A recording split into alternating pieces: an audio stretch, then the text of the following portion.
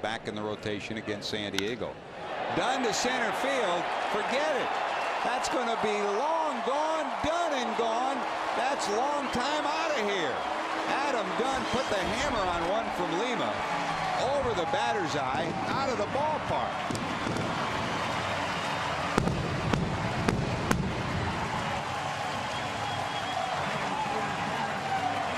Number 35, Chris, is one of his longest of the year.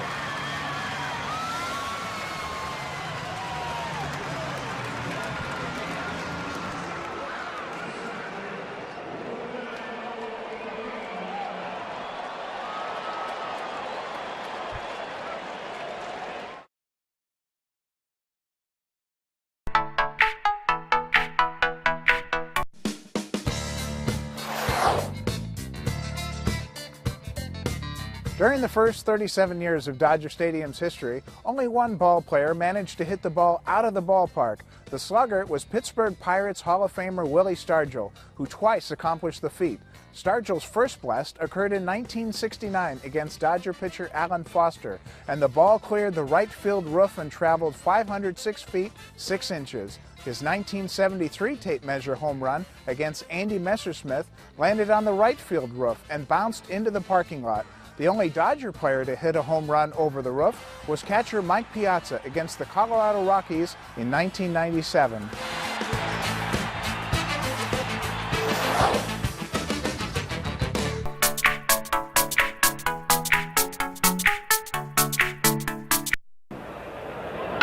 There's a long drive. That one is going way up.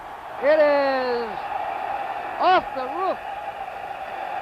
That hit the transformer up there.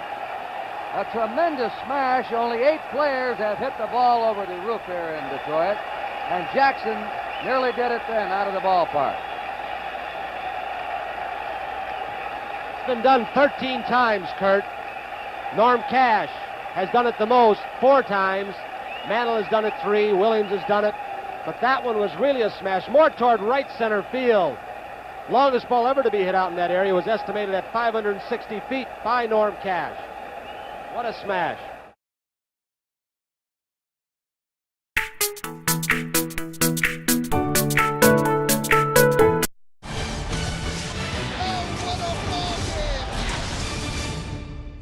MLB Network remembers April 17th, 1953.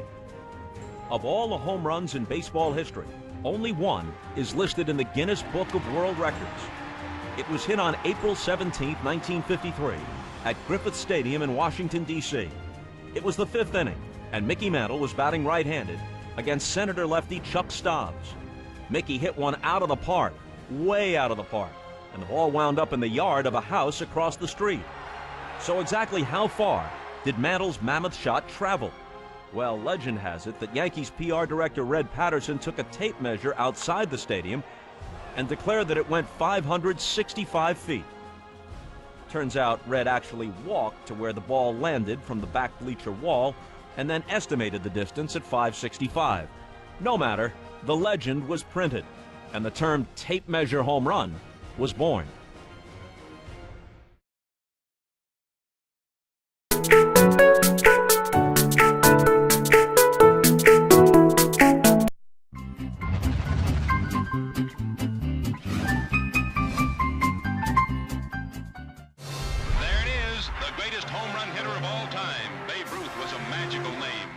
On July 13, 1934, in Detroit against the Tigers, Babe Ruth smashed his 700th career home run.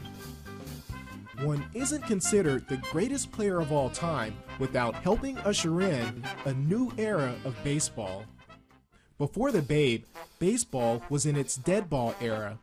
This period in baseball was known for its low scoring and focus on pitching and defense. Pitchers were allowed to tamper with the ball and throw trick pitches like spitballs and shine balls. However, a rule change in 1920 prevented these trick pitches and introduced a new cork and rubber-centered ball. The live ball era was born, and offensive records were shattered almost immediately. 1920 was also Ruth's first year with New York. In the first year, he went from standing on the mound, as he did with the Red Sox, to consistently standing in the batter's box. In 1919, the Colossus of Clout hit 29 home runs with Boston, and the following year in New York, Ruth almost doubled that total with 54. That year, the Babe hit more homers individually than every team's total except one. He'd smashed 59 in 1921, and with his 137th career blast that year, he'd become baseball's all-time leader. Ruth became a superstar, and his flair became extremely popular with fans. Ballparks were expanded, sometimes by building outfield seating. That would actually shrink the size of the outfield, making home run hitting more practical. By the late 1920s into the early 30s, the good teams all had home run sluggers, and those that didn't were trying to find some. At the time number 3 hit number 700, the next closest challenger was teammate Lou Gehrig with 323, less than half of the Babe's total. And while home runs are generally expected in today's game, swung on and hit in the air to deep right center field. That ball is high. It is far. It is gone. they were much more rare in the early days. But even now, Babe Ruth's numbers still stand up to the test of time. There are only 3 members in the 700 home run club.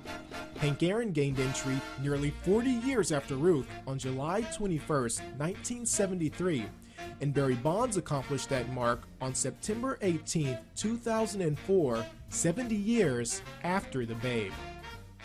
Only one chief clown, one chief hero, one chief everything in the game, George Herman Ruth. Ruth changed baseball forever and left a legacy that may never be equaled. For a ball player who began his career striking out opponents and ending it as baseball's home run king, it's no surprise that George Herman Ruth is still the most celebrated in Major League Baseball history.